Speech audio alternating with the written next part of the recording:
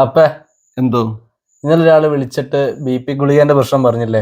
എന്താണ് ഈ BP ഗുളികന്റെ പ്രശ്നം? ഭാര്യയ്ക്കും ഭർത്താവിനും BP ഉണ്ട്. രാവിലെയും രാത്രിയും മരുന്ന് കഴിക്കണം. ഭർത്താവിൻ്റെ മരുന്ന് തീർന്നുപോയി. ഏതൊക്കെയോ ദിവസം തലയ്ക്ക് പെരുപ്പ് കൂടിയപ്പോൾ കൂടുതലെടുത്ത് കഴിച്ചതുകൊണ്ടാണ്. അപ്പോൾ രാത്രിയാണ് മരുന്ന് തീർന്നു എന്നറിയുന്നത്. അദ്ദേഹം ഭാര്യയോട് ചോദിച്ചു, നിൻ്റെ കയ്യിലുണ്ടല്ലോ, ഒരെണ്ണം എനിക്ക് താ. ഭാര്യ പറഞ്ഞു, തരൂല്ല എന്ന്. നാളെ ഞാൻ പോയി മേടിക്കുമ്പോൾ നിനക്ക് 2 തിരിച്ചു തരാം. ഇന്ന് ഞാൻ കഴിച്ചില്ല, എങ്ങാനും മരിച്ചു പോയാലോ? ഭാര്യ പറഞ്ഞു, തരൂല. ഭാര്യ ആ മരുന്ന് പൂട്ടി വെച്ചു.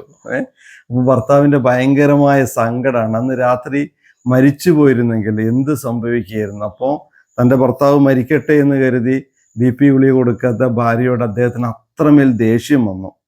അപ്പോൾ ഞാൻ ഭാര്യയോട് സംസാരിച്ചതാണ്, ജനൌഷധി എന്നൊക്കെയാണ് ഇപ്പോൾ നമുക്ക് BPൻ്റെ മരുന്ന് കിട്ടുന്നത്. ഒരു ഗുളികയ്ക്ക് അവർ സിലാകാർട്ടിയാണ് കഴിക്കുന്നതെന്നാണ് പറഞ്ഞത്. എനിക്ക് തോന്നുന്നതിൽ 50 പൈസയോ 60 പൈസയോ ഒക്കെ വരുള്ളൂ എന്ന് തോന്നുന്നു ഒരു ഗുളികയ്ക്ക്. അവർ പറഞ്ഞ കണക്ക് പ്രകാരം 50 എണ്ണം 30 എണ്ണം ഒക്കെ വാങ്ങിക്കുമ്പോൾ ചെറിയ പൈസയെ പറയുന്നുള്ളൂ. ഒന്ന് കൊടുത്തിരുന്നെങ്കിൽ എന്ത് സംഭവിക്കുമായിരുന്നു? ഒരു പ്രശ്നം ഒഴിവാവില്ലായിരുന്നോ? 50 60 പൈസയ്ക്കല്ലേ ഒരു വലിയ പ്രശ്നത്തിലേക്ക് കൊണ്ടെത്തിച്ചത്. അതൊക്കെ പോട്ടെ, ആ രാത്രി ആ മനുഷ്യൻ മരിച്ചു പോയിരുന്നെങ്കിലോ കാലാകാല കുറ്റബോധം പേര് കിടക്കേണ്ടി വരില്ലായിരുന്നോ? ഞങ്ങളൊക്കെ ഞങ്ങളുടെ മുന്നിൽ വരുന്നവരോട് ഏറ്റവും മാന്യമായി ഏറ്റവും സ്നേഹത്തോടെ പെരുമാറുന്നത് എന്തുകൊണ്ടാണെന്നറിയോ?